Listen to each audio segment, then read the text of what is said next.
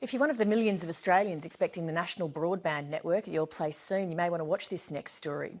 The government's accepted a recommendation that the NBN be fully privatised, something that will please the major telcos.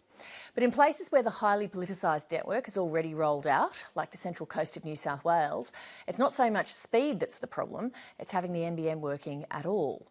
Andy Park reports. So when the NBN goes down, we don't get a lot of great mobile phone coverage. The NBN went down last week for 6 days, so we get a dongle, we pop it in a plastic bag, we clip it onto a rope that has been slung over a tree, just with a little fancy clip. This is quite high tech. This is jungle internet. Something MacGyver like internet. MacGyver internet, so we clip that on, and then we just pull it up the tree. So we can get away with minimal internet use when the NBN is not working. This is David Sneddon's experience of Australia's $49 billion national broadband network. You're still relying on a plastic bag and a bit of rope. In 2016. The tree-changing high school teacher and his family moved to the central coast of New South Wales on the promise of better work-life balance. Problem is, David Sneddon can't do his job marking online classwork or even use the landline because his Telstra NBN fibre-to-the-node internet connection is unreliable. It's not just the outages, because his internet relies on ageing copper wire. He's not getting the speed he thought he'd get. So your house is back here. My house back there. And how much, what's your internet speed then? So when we tested today, we got 34.6 megabits download per second download, 16 up. And then if we go, 1, 2, 3, 4 houses up, we get 58.3 megabits download and 25 up.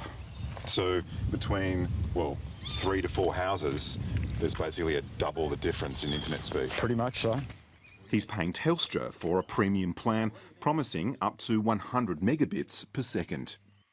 If you go to the supermarket to buy a kilo of apples, you get a kilo of apples. End of story. But if we turn the apples into the NBN and we say it's megabits or something like that, I order a kilo of apples from Telstra. Telstra say, I can't give you that kilo of apples, I will have the NBN deliver them. And the NBN lose some on the way and give some to my neighbour down the road, and I get delivered 350 grams of apples. But I've paid for up to a kilo of apples. How's that fair for anybody?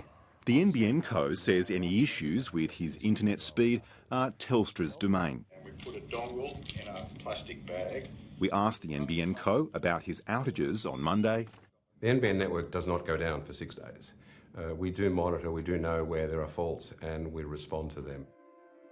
But today, they admitted it took them 6 days to restore David's service after it went down, adding, he now gets an internet service which is far superior to most people in Australia. It's been a fraught experience in terms of both dealing with the service provider being Telstra, not being able to talk to the NBN, who are the wholesaler, connection issues, timing, missed appointments, the list goes on and on. It's not just dropouts or slowdowns. For some, it's the wait to get the NBN in the first place. This is not some remote corner of Australia. In fact, the centre of Sydney is less than 40 kilometres in that direction. And for the people here who successfully lobbied for the area to be one of the guinea pigs of the NBN's rollout, the service so far is proving to be less than world class. So I don't regret it, the upgrade. I'm reflective about the lessons that could be learnt in the rollout. Local digital entrepreneur David Abrahams pushed for the Central Coast to be one of the first NBN rollout areas. But now he's become critical of the NBN over what he says are huge inconsistencies in service delivery. I think it's fair to say that the NBNCo even today raise expectations up perhaps too high, and therefore the Ombudsman is flooded with various complaints. In the last financial year alone, the Telco Ombudsman received 664 complaints about the NBN in this area. They're lodging complaints initially about delays in connection, so getting connected to the NBN, and then it's about faults, so that's slow data speeds, dropouts, unusable service. By the end of June, there was 48,000 premises connected. So that in itself, if you do the math, 600 versus 48,000, it's actually quite a very small number. But I'm the first to agree that one issue is one too many. There's no complaints about the NBN here at the Central Coast Leagues Club, which has some of the fastest internet in the area. Hey Dave. Yeah, mate. Do you mind if I use the internet here at the bar? Sure, go right ahead, thanks. That's why David Abrahams, who unsuccessfully attempted to run for Labor pre-selection last year, has his office here.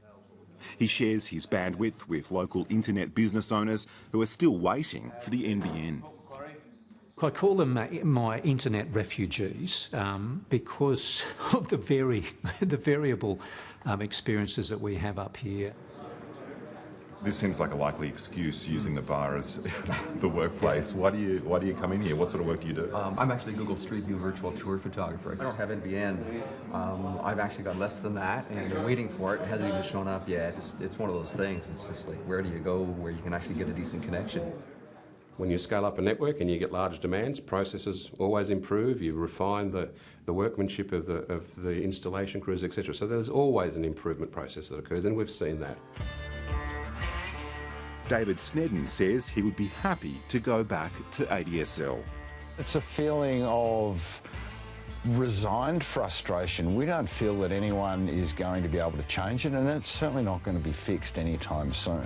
I'd hate this to be foisted on our experience on the rest of the nation, or regions similar to us. You will just have to rely on whatever you can get. Now, that's not acceptable, really, in a developed nation like ours.